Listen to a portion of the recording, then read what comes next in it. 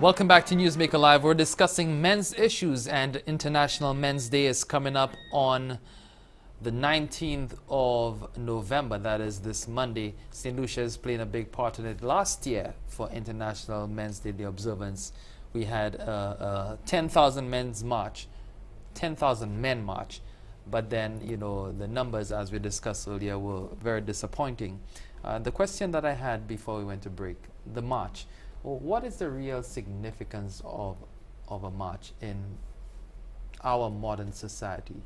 You know, when you have social media, when you have all these avenues for disseminating information, for reaching people, you know, you have radio and television, you have a proliferation, because right now in St. Lucia alone, we have 19 radio and 11 TV, right, or 19 TV, 11 radio, something like that. Why a march at this point? I think the march still serves a purpose in our day and age of technology, because you want to grab attention. You want to really grab people's attention away from everything else. We noted the first segment that awareness is always a problem, and awareness of men's issues has been a problem. What greater way than to build that awareness and create that awareness than actually getting out into the streets, showing a visible sign of solidarity. You're walking with your sons, you're walking with your nephews, your cousins and whatnot. Your wives as well, girlfriends and mothers are involved as well. You know, they're invited as well. But it's a show, a real physical show of solidarity. Otherwise, you would be at home and the information exists online that the 19th of November is International Men's Day. And that's some abstract something that you hear of in theory, and you don't put into action. And the radio might bring it over, but you flip to your Best Vibes Cartel instead, or whatever it is that interests you, or sports or something else. But the actual physical show of the solidarity, I think, is needed, and I think it can go a long way in encouraging others. It's just like when you watch the fun walks from Castries to Pigeon Point. Even though you don't participate, you sit on the outskirts and you watch, or you drive by and you watch and you see those people walking. It makes you realize that there's something going on for some greater good. And the march tends to do that, to bring that awareness to men's issues. And what have you been doing, you know, to sensitize men, or to get them upbeat, you know, wanting to participate, wanting to come out and show that solidarity, that show of force on Sunday, to say, you know, I'm a man, I realize that there are issues in society which affect me and my offspring, my male offspring directly, and if I don't assist in addressing those issues, then probably my later generations would be lost.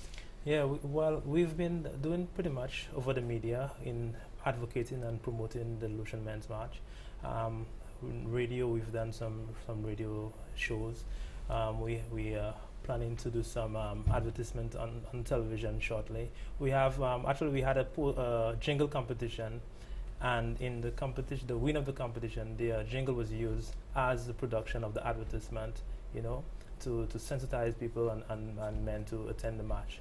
Also, we've partnered with some minibus associations who are quite keen, you know, to get having the men attend by providing some sort of discounted fare to attend the march on Sunday. So that's one of the things that we are very proud of, you know, to actually, these are men, you know, who drive the bus and they are willing to come on board.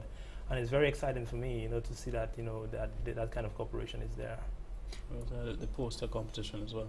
Yeah, we also had a poster competition where a student from Entrepot has actually won the competition. And we will use this poster as our logo for International Men's Day. And we had a few entries. We had a few interesting entries from primary schools and secondary schools.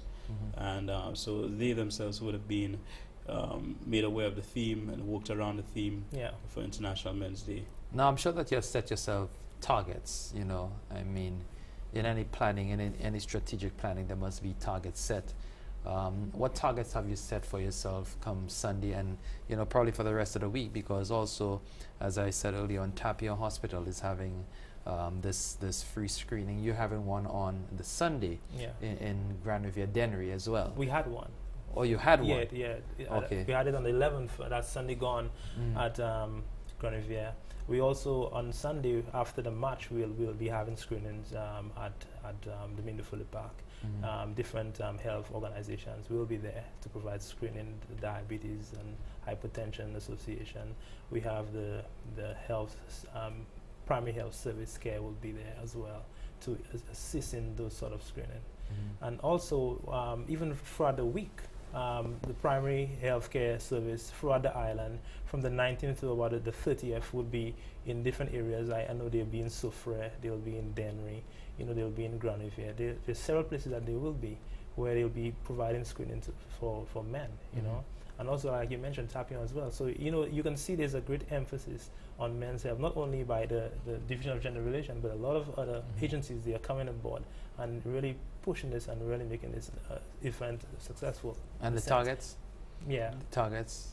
In regards to the number we look Yeah, for the march, you know. Well, like I said, if you're a St. Lucian yeah, and you're a man, come out and march. What are the latest statistics say? How many men do we have in St. Lucia? We want to see every single man who is able to come out and show his solidarity.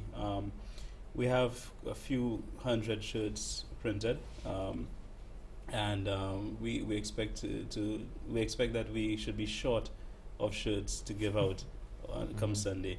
There are a lot of attractions as well come Sunday. We have a lot of talent on Sunday. Musicians. Yeah. We're proud to have Wally and our reigning Calypso King. No longer Calypso Queen.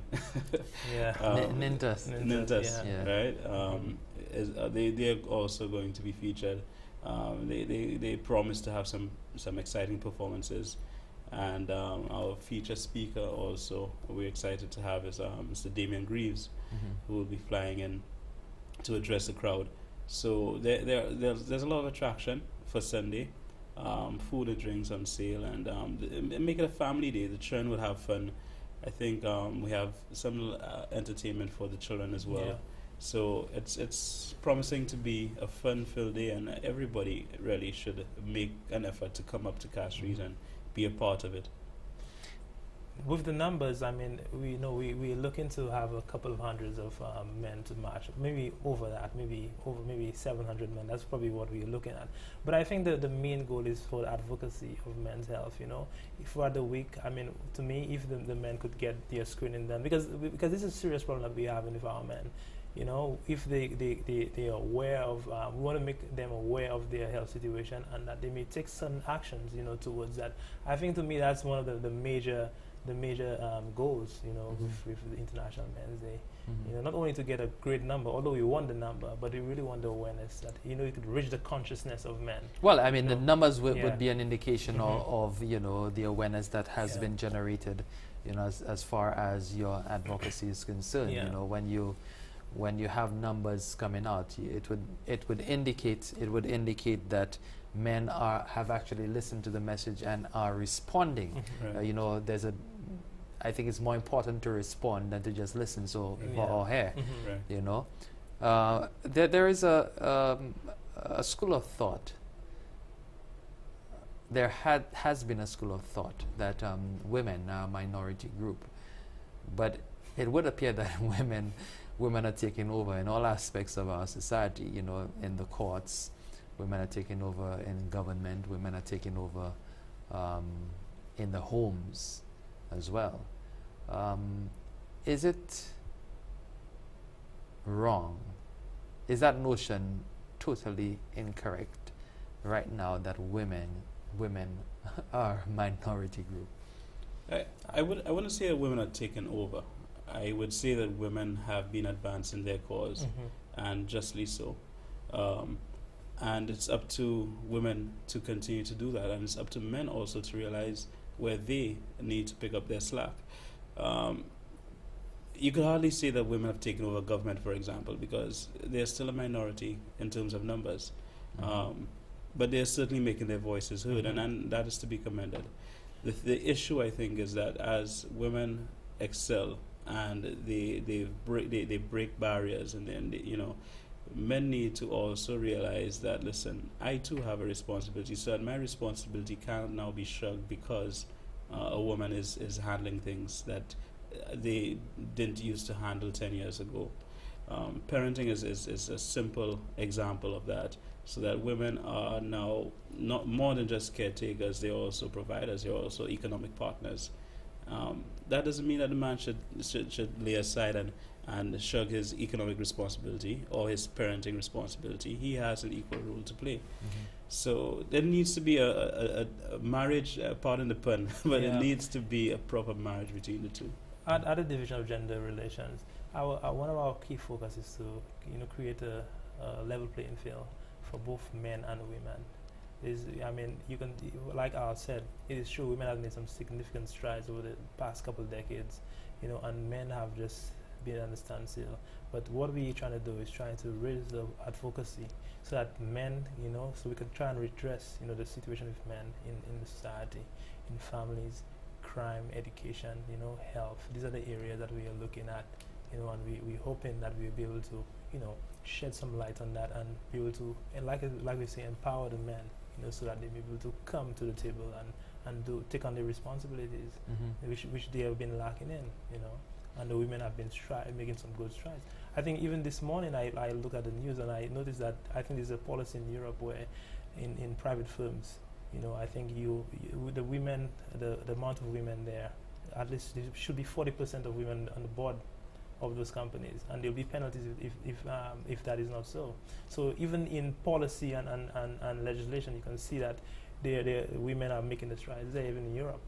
So this is I mean, I could applaud the women for reaching that shape, but we as men, although we've been leaders in the past and so on, but we have like put it on the back burner and we've declined. So it's time for us to come back to the forefront, not to lead or to dominate women, but to be as equal partners to women, so we could go forward as in the new millennium. We're discussing men's issues on Newsmaker Live this evening. In a short while, we'll be taking your calls, but we'll take a break right now. When we come back, we'll continue our discussion with Elliot and Ron Peter. Stay with us.